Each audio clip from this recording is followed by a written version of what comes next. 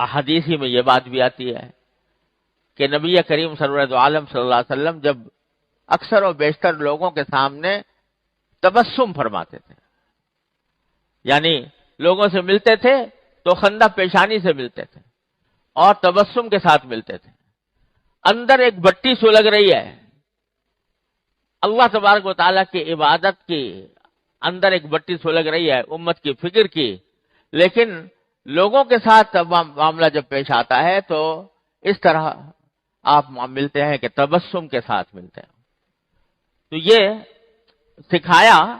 در حقیقت اپنے طرز عمل سے کہ انسان کا کام یہ ہے کہ اول تو اپنے دل کو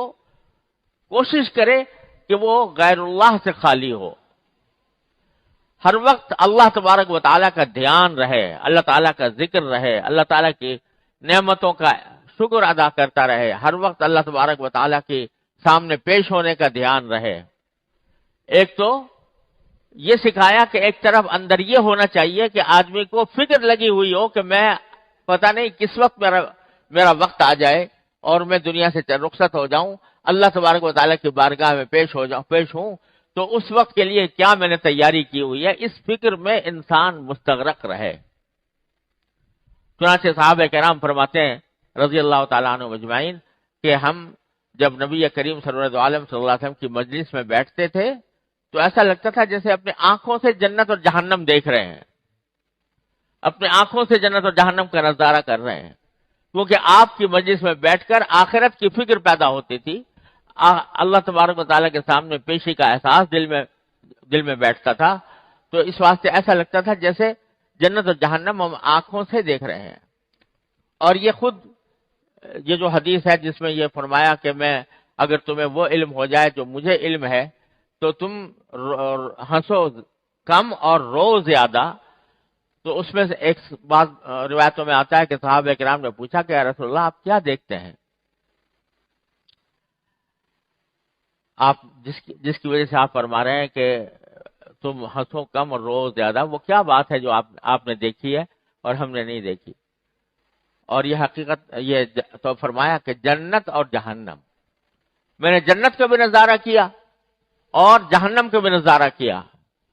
جنت کی نعمتیں بھی دیکھی اور جہنم کی سختیاں اور عذاب بھی دیکھا، تو اس وجہ سے اگر تمہیں وہ نظارے سامنے آ جائیں تو تم رو زیادہ اور ہنسو کم۔ یعنی بتلانا یہ مقصود ہے کہ یہ غفلت کا جو عالم گزر رہا ہے انسان کے اوپر، کہ وہ زندگی گزار رہا ہے اور دن رات بس اپنے دنیا طلبی کی فکر میں لگا ہوا ہے اور اللہ تبارک و تعالیٰ کو بھولا ہوا ہے، اللہ تبارک و تعالیٰ کے سامنے حاضر ہونے کا احساس دل میں نہیں ہے، اس کی یاد دل میں نہیں ہے۔ اس کیفیت کو ختم کرنا مقصود ہے کہ یہ کیفیت ختم ہو اور بندے کا تعلق اپنے اللہ کے ساتھ اس طرح قائم ہو کہ زیادہ تر اس کی سوچ وہ دنیا کی کاموں کے بجائے زیادہ تر سوچ یہ ہو کہ میں جو کچھ کر رہا ہوں وہ میرے اللہ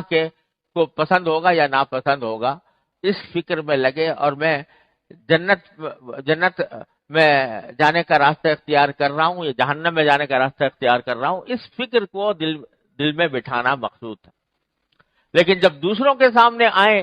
تو نبی کریم صلی اللہ علیہ وسلم کی سنت یہ ہے کہ تبسم کے ساتھ، خوش اخلاقی کے ساتھ، خندہ پیشانی کے ساتھ ملاقات۔